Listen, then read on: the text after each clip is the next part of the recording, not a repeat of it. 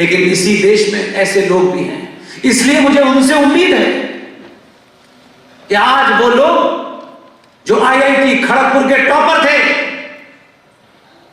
किसी से कुछ कहा नहीं, संगठन बनाएंगे फिर चंदा इकट्ठा करेंगे, इससे कुछ नहीं होता। जे साईं दीपक IIT खड़गपुर का टॉपर सब कुछ छोड़ करके सुप्रीम कोर्ट में इस बात की लड़ाई लड़ रहा है कि जो मंदिरों पर हिंदू अपनी आस्था का पैसा चढ़ाते हैं वो सरकार कैसे दे सकती है। ये देश शायद जानता भी नहीं होगा उसको। ये काम जिनको करना चाहिए था उनको मतलब नहीं था। उन्होंने कहा 2 रुपए आ रहे हैं, 2 रुपए से ही। जब तक जे साईं दीपक इस लड़ाई को जीत नहीं जाते तब तक हर मां बहन बेटी भाई पिता से मेरी दरखास्त है, मंदिरों में बूंदी के 2 लड्डू चढ़ा के आए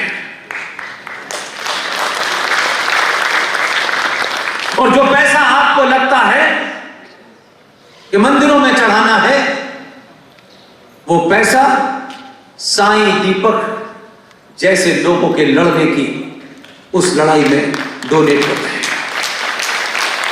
तब तक तय करें कि वो पैसा नहीं चढ़ेगा और जो पैसा वहां चढ़ता था उस पैसे को इकट्ठा करें और अपने मोहल्ले और कॉलोनी के अंदर ये पूछें कि किस ब्राह्मण का बेटा और दलित का बेटा इस स्कॉलरशिप के अभाव में नहीं पढ़ पा रहा है, ये पैसा उसको देते हैं। कम से कम इतना तो करें, क्योंकि जो बात सुशील भाई कह रहे थे, यही पैसा तो जा रहा है जिससे सच्चर कमीशन का 5,500 करोड़ का बजट चलता है। यही पैसा तो जा रहा है जो वक्फ बोर्ड प्राइवेट बॉडी का आदमी पब्लिक सर्वेंट कहा जाता है। वाह, कमाल। इसलिए लड़ाई एक नहीं है, कई सारे मुद्दे हैं, लेकिन मैं एक बात कह के अपनी बात समाप्त करता हूं। ये लड़ाई कोर्ट में हजारों हरिशंकर जैन साहब और हजारों सुशील पंडित जी और हमारे इस बनारस के जो यहाँ के स्थानीय वकील हैं, ये सब लड़ते रहेंगे। कोर्ट में कोई केस होता है तो चर्चा का विषय बनता है, लोगों को तब पता चलता है कि अच्छा ये बात जो उन्होंने कही थी ऐसी है। ये चलती रहेगी, लेकिन आपसे निवेदन ये है, एक राष्ट्र के रूप में आप सिर्फ एक ही काम करें जो अभी आपके हाथ में है। उसमें ये मत सोचिएगा कि किसी दुबे का मर्डर इनकाउंटर हो गया है तो सारे ब्राह्मणों का इनकाउंटर हो गया है, ये मत सोचिए। अगर आप इतने ईमानदार होते तो यह भी आपको बताना चाहिए था कि जिस दुबे के कारण ये नैरेटिव बनाया गया उत्तर प्रदेश में कि ये सरकार ब्राह्मणों के खिलाफ है, तो फिर दुबे साहब से भी पूछना चाहिए कि आपने जीते जी अपने 20 लोगों में से 16 ब्राह्मणों का मर्डर किया था। उस जगह मत ले जाइए इस पूरे समाज को जहां से बड़ी मुश्किल से आप बाहर आए। इसलिए सुशील भाई ने वो बात किसी बीच में जगह छोड़ दी, मैं उसको पूरा कर देता हूं। भारत के इतिहास में, भारत की परंपरा ये बताती है कि हमारे यहां भारत भूमि सदैव से कर्म प्रधान रही थी, जाति प्रधान नहीं रही थी। और साबित करता हूं, मैं अपनी बात को साबित करता हूं। 2 ऐसे लोग थे जिन्हें हम लोग याद रखते हैं, दोनों ब्राह्मण हैं, एक रावण और एक परशुराम। रावण को मैंने और आपने नहीं देखा, एक कहानी सुनते सुनते यहां तक आ गए, तब भी रावण आज भी अपने उस कृत्य के कारण जो उसने किया, वो ज्ञानी था, वो बलशाली था, सब कुछ था, लेकिन जो उससे उस सामाजिक नियमों के जो मर्यादा उसने भंग की, आज भी रावण उसी कृत्य के कारण एक आम हिंदुस्तानी सनातनी उसे जलाता है। और एक दूसरा ब्राह्मण जिसे आप परशुराम कहते हैं, वो अपने कर्म के कारण मंदिर में पूजा जाते हैं।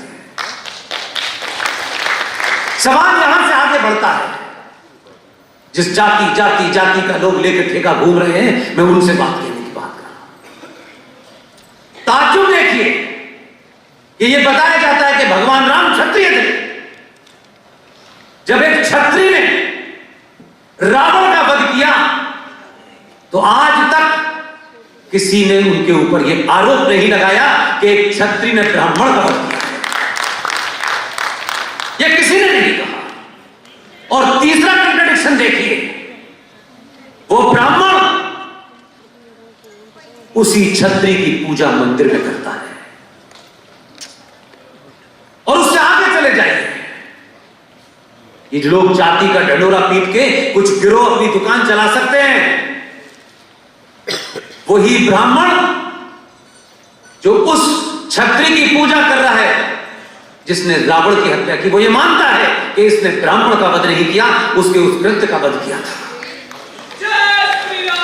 और वही ब्राह्मण मंदिर में बैठ करके वाल्मीकि की लिखी रामायण पढ़ा रहा है, शर्मा जी की नहीं पढ़ा रहा।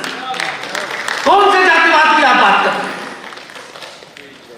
ईमानदार होते तो परशुराम का एक ही बात था, जन्म जाते शूद्र, मनुष्य जन्म से शूद्र पैदा होता है, अपने कर्मों से बनिया ब्राह्मण बनता है। आप कहां से चले थे, कहां आ गए? कम से कम अपने आज से अहद कीजिए।